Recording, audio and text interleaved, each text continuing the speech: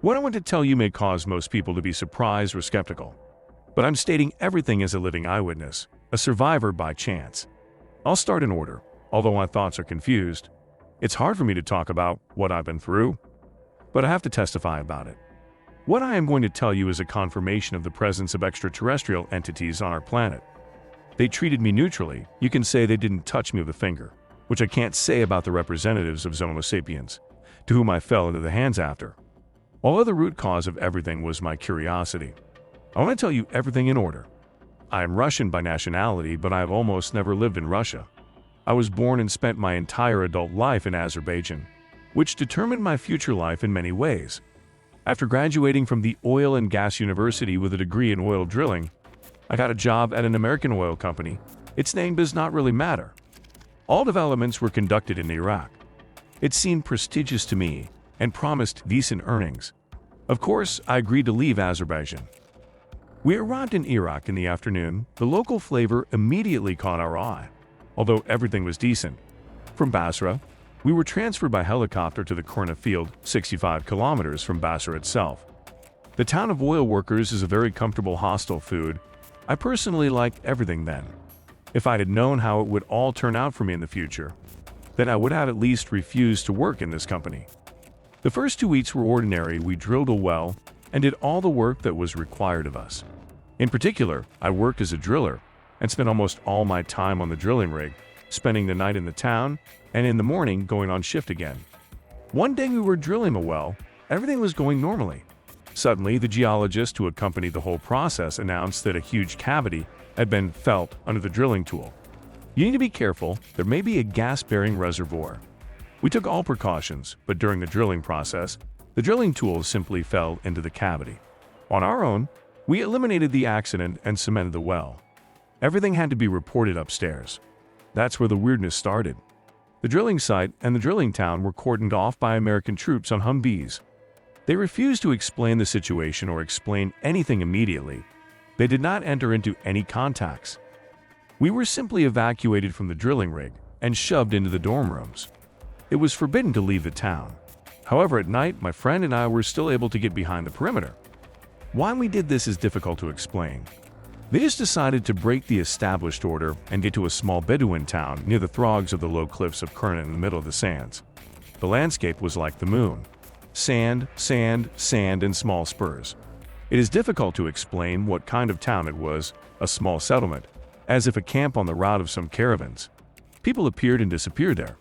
But sometimes they could get hold of something like moonshine of 30 degrees of strength. Well, in fact, we went for this alcohol. We did not go out to the village. At night, we simply got lost and decided to go out to the rocky spurs, using them as a landmark. We found the rocks, looked around, and I personally found a small depression in the rock, such as a gnome or cave. I took out my notebook and lit up a few torn pages. For some reason, we were afraid to use the light of mobile phones. It hurts to attract attention with an unnatural light, but the fire was kind of natural, and I thought it wouldn't attract attention. Understanding the situation was ambiguous. I can't answer the question of why we even went into this hole then, but they climbed. Only the entrance was narrow. It was possible to walk further standing up. But after walking 20 steps, my friend and I fell into an underground hole, flew about 6 meters. The comrade screamed by hitting his foot. I felt a light breeze, and I said that we need to go in the direction forward, where the wind is blowing from. There is an exit. That's what we did. After walking on 4 legs for 5 or 6 meters, we crawled into a large grotto. There we found strange cocoons, the size of basketball. My friend opened the cocoon with a knife, which he took with him. Whitish slime sprayed out, and a small, cat-sized, insect-like creature fell out of the cocoon.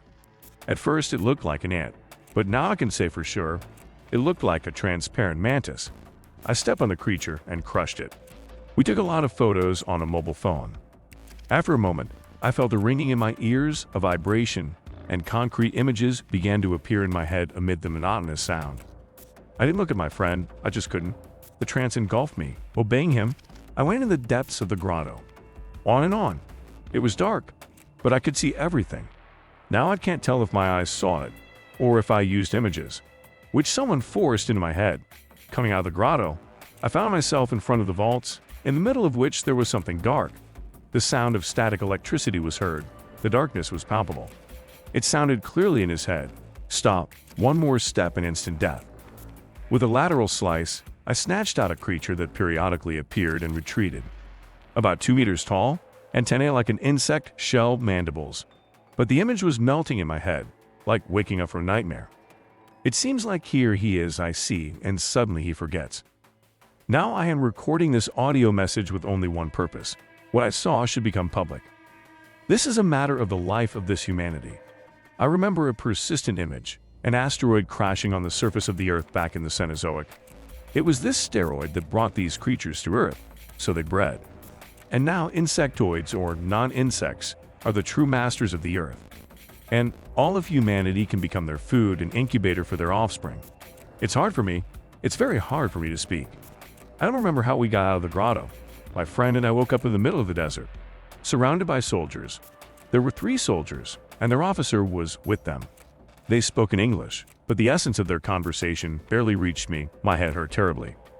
The officer ordered our phones to be taken away, which the soldiers did. Then they started beating me and my friend. But what happened next ruined my life. One of the soldiers put my comrade's knife in my hand. When I looked around, I saw my friend's body. It was turned over on its stomach, lying in a pool of blood. Myung Yu was accused of murder, and then transferred to a compulsory psychiatric commission. They completely destroyed me, making me crazy in the eyes of those who knew me and could trust me. Special agents came to me twice at the clinic. I figured that out later. I was offered to testify, promised release and restoration of all rights. But I knew that, as soon as I spoke, they would immediately take me away. I was silent until today. I have to say everything. This audio recording is the only evidence exposing the fact of the presence of extraterrestrial beings on Earth with the ability to telepathy. If you are listening to this audio recording, then no, I am no longer alive. One of the people who became the victim of contact with non-human beings swore to multiply it like a virus on the internet if I stopped contacting.